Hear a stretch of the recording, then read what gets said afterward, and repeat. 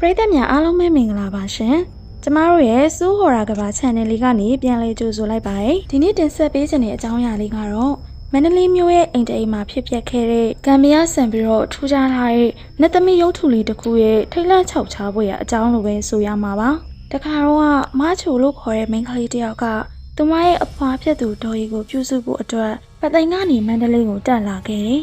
။ဒေါ်ရီကအသက်80ကျော်အဖွားကြီးတစ်ယောက်ဖြစ်ပြီးတော့နာမကျန်းဖြစ်နေတာလေအတော့ကိုကြားခဲ့ပါပြီ။သူမမန္တလေးမြို့ဆောင်ကအင်ကြီးတစ်လုံးမှာတယောက်တည်းနေထိုင်ပြီးတော့နှလုံးရောကနေမနေ့တည်းကအိမ်ယာထဲမှာလဲနေခဲ့တာပါ။မချုံကတော့အသက်9နှစ်အရွယ်မောင်လေးနဲ့အတူအဖွားဖြစ်သူကိုပြုစုဆောင်ရှောက်ရင်အဲ့ဒီအိမ်ကြီးထဲမှာပဲနေခဲ့ကြတယ်။ဒီလိုနဲ့တနေ့မှာတော့မချုံဟာအလုပ်ကိစ္စတစ်ခုကြောင့်ပသိမ်ကိုပြန်ဖို့အကြောင်းဖန်လာခဲ့တာကြောင့်ရန်ကုန်မှာရှိနေတဲ့ညီမဖြစ်သူစုနွယ်စီကိုစာရေးပြီးတော့အကြောင်းကြားခဲ့တယ်။အဲ့ဒီစာရဲမှာတော့အဖွားဖြစ်သူဒေါ်ရီကိုပြုစုဆောင်ရှောက်ဖို့နဲ့ပူသားလေးကိုခဏကြည့်ပေးထားဖို့ရေးပေးခဲ့တာပါ။ဒါကြောင့်စုငယ်လေးမချိုရဲ့အကြောင်းကြားစာကိုရရှိပြီးတဲ့နောက်မှာတော့မန္တလေးကိုအလျင်အမြန်ပဲတက်လာခဲ့တာပေါ့။ဒီလိုနဲ့ဒေါ်ကြီးရဲ့အိမ်ကြီးကိုရောက်တဲ့အခါမှာတော့စုငယ်ကအိမ်လေးကိုရှောက်ကြည့်ရင်းနဲ့၄ပေလောက်အမြင့်ရှိတဲ့အမှန်မယိုကြီးတစ်ခုထဲမှာအရုပ်လေးတွေအများကြီးရှိနေတာကိုတတိထားမိသွားခဲ့တယ်။အဲ့ဒီအရုပ်တွေက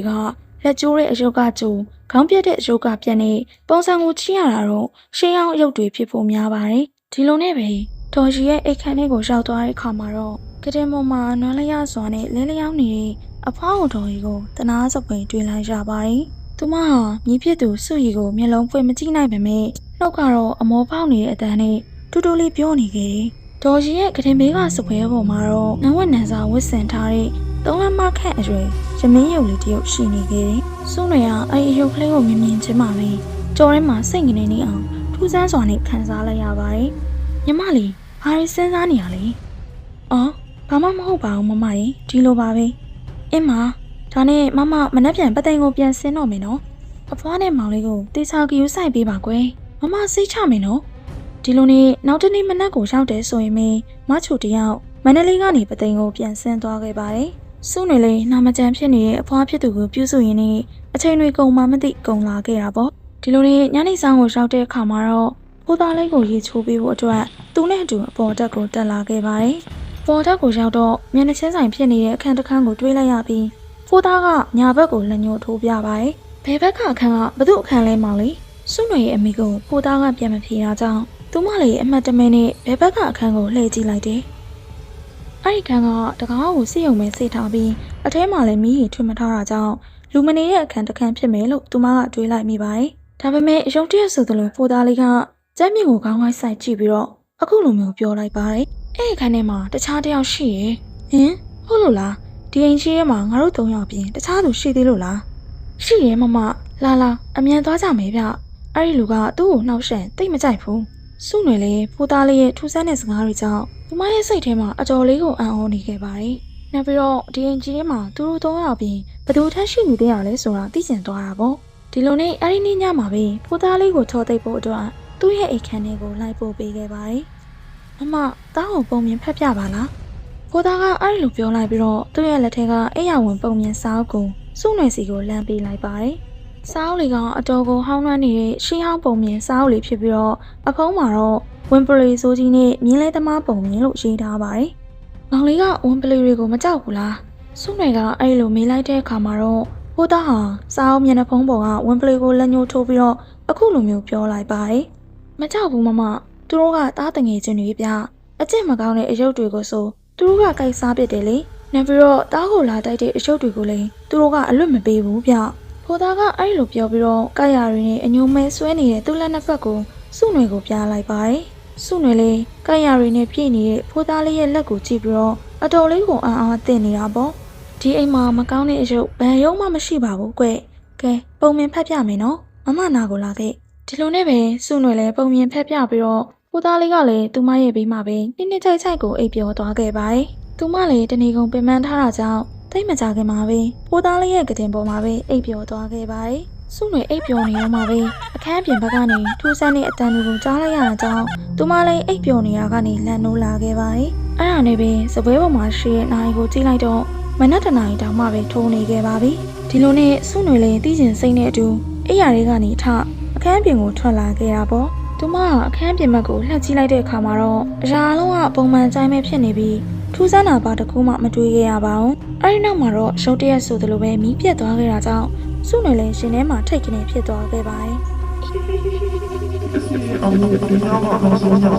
အဲ့ဒီအချိန်မှာပဲအိတ်ခမ်းရဲ့ဘဲဘက်အခန်းစီကနေအကွဲကွဲနဲ့အဖွားဝင်တယောက်ရဲ့အတန်ကိုကျေလောင်စွာနဲ့ကြားခဲ့ရပါတယ်။စုနယ်လည်းကြောက်စိတ်နဲ့တီးချင်စိတ်တွေရောနေပြီးအခြေအနေကိုသိရအောင်အခန်းစီကိုတပြေးပြေးနဲ့တိုးလာခဲ့ပါတယ်။ဒါပေမဲ့အခန်းပြင်ကိုရောက်တော့အထဲကိုချောင်းကြည့်လိုက်တဲ့အခါမှာတော့ဘသူမှရှိမနေတာကိုကြွေးလိုက်ရပါတယ်။ဒီလိုနဲ့သူမလည်းအံ့ဩစိတ်နဲ့တူအခန်းထဲကိုနောက်တစ်ချိန်ထပ်ကြည့်လိုက်တဲ့အခါမှာတော့အထဲမှာရုတ်တရက်ဆိုသလိုဖျောင်းနိုင်မိတွေထွန်းထားတာကိုတွေ့လိုက်ရပါတယ်။ဖျောင်းနိုင်တွေအလယ်မှာတော့ရှေးအောင်နွယ်နွယ်ဝတ်စုံကိုဝတ်ဆင်ထားတဲ့အမျိုးသမီးတစ်ယောက်ကျိုးပီးလေးရဲ့အနေထားနဲ့ထိုင်နေတာကိုတွေ့လိုက်ရတယ်။အဲ့ဒီအမျိုးသမီးရဲ့ရှေ့တက်မှာတော့ပစ္စည်းတချို့ကိုအစီရင်ခင်းကျင်းထားတဲ့စပွဲကုန်တစ်လုံးရှိနေတယ်။အဲ့ဒီအချိန်မှာပဲထူးဆန်းတဲ့အမျိုးသမီးကသူမကိုတရားချောင်းကြည့်နေတာကိုခံစားမိပြီးတကားရှိရာစီကိုလှည့်ကြည့်လိုက်တယ်။စုနယ်လည်းသူမရဲ့ဘက်ကိုလှည့်လာတဲ့အမျိုးသမီးရဲ့မျက်နှာကိုထိတ်လန့်စွာနဲ့ကြည့်လိုက်ရတဲ့အခါမှာတော့သူမရဲ့မျက်လုံးကိုတောင်မယုံကြည်နိုင်လောက်တဲ့အထိအံ့ဩသွားခဲ့ရပါတယ်။ဘာလို့လဲဆိုတော့မိရအောင်မှတွေ့လိုက်ရတဲ့အမျိုးသမီးကြီးရဲ့မျက်နှာကသူမရဲ့အဖွားဖြစ်သူ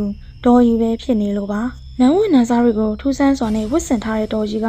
ချက်ချင်းထလာပြီးတော့စုနယ်ရဲ့ဘက်ကိုလှည့်ပြီးလက်တွေကိုကွေးပြီးတော့ကားပြနေခဲ့တယ်။ပြီးတော့စုနယ်ကအကွဲကွဲအတန်ကြီးနဲ့လှမ်းခေါ်လိုက်ပါတယ်။နင်လာခဲ့ငါကားတာကိုလာကြည့်လိုက်။အဲဒီနောက်မှာတော့စုနယ်လေးညှို့ယူခံလိုက်ရသလိုမျိုးဘာကိုမှမသိတော့ဘဲနဲ့အဖွားကြီးစီရာစီကိုတရွေ့ရွှေ့နဲ့ရှောင်လာခဲ့ပါတယ်။မမ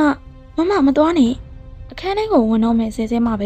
ရုတ်တရက်ဆိုသလိုသူမရဲ့အနောက်ကနေဦးသားလေးရဲ့အတန်ကိုကြားလိုက်ရပြီးတော့သူ့ရဲ့လက်လေးနဲ့လှမ်းဆွဲတာကိုခံလိုက်ရတယ်။စုနယ်လေးဦးသားလေးရဲ့ဆွဲခေါ်မှုကြောင့်အခန်းပြင်ကိုရောက်ရှိလာပြီးတော့တတိပြန်လည်းရရှိလာတာပေါ့။အဲဒီအချိန်မှာပဲဖြက်ခနဲဆိုသလိုမိတွေပြန်လင်းလာပြီးတော့မောင်နှမနှစ်ယောက်အောက်ထပ်ကိုဆင်းဖို့အတွက်လေကားရှိရာစီကိုခတ်တွတ်ထွက်လာခဲ့တယ်။သွားရအောင်မမအဲ့ဒီအယုတ်ကဒေါသထွက်နေပြီ။တားတို့ပြေးကြရအောင်။စုနယ်လေးဟိုသားရဲ့စကားကြားတဲ့အခါမှာတော့စိတ်ထဲမှာရုတ်တရက်ကြောက်ရွံ့လာပြီးတော့မောင်ဖြစ်သူရဲ့လက်ကိုဆွဲပြီးအောက်ထပ်ကိုပြေးဆင်းလာခဲ့တာပေါ့။အင်းရှိကန်းကိုရောက်တယ်ဆိုတာနဲ့တကားကိုဆွဲဖွင့်ပြီးတော့အိမ်ပြင်ကိုပြေးထွက်လာခဲ့ပါတယ်။ဒါပေမဲ့အင်းရှိချန်စီရိုးကိုမရောက်ခင်မှာပဲခုနကကြောက်စရာကောင်းတဲ့အဖွားကြီးကသူတို့ရှေ့ကနေပိတ်ရက်ထားခဲ့ပါတယ်။အဲ့ဒီအဖွားကြီးရဲ့မျက်နှာကဖြူဖက်ဖြူုံနဲ့ရောင်ကိုင်းနေပြီးတော့မျက်ကွင်းတွေကလည်းကြောက်စရာကောင်းလောက်အောင်ကိုညိုမဲနေခဲ့တယ်။ဖိုးသားလေးလည်းကြောက်ပြီးတော့စုနယ်ရဲ့လက်ကိုကြစ်ကြစ်ပအောင်ဆုပ်ကိုင်းထားပါတယ်။စုနယ်လည်းအဖွားကြီးကိုတွင်ပြီးတော့အပြင်ကိုပြေးထွက်ဖို့ကြံစီနေခဲ့တာပေါ့။ထိုအချိန်မှာပဲရုံတရက်ဆိုသလိုဖိုးသားလေးကနောက်ကိုလှည့်ကြည့်ပြီးတော့အခုလိုမျိုးပြောလိုက်ပါတယ်။မမ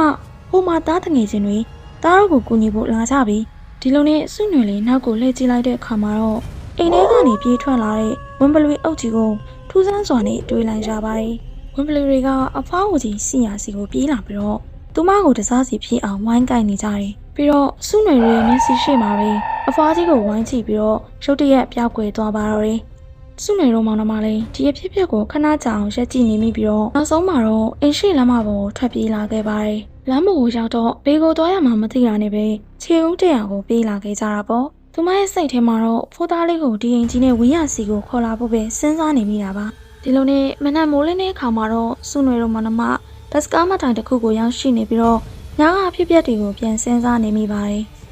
မမကြောက်မနေပါတော့နဲ့အကောင်ဆိုကအရှုပ်ကိုဝန်ပလေးတွေကိုက်စားပလိုက်ပါပြီဗျ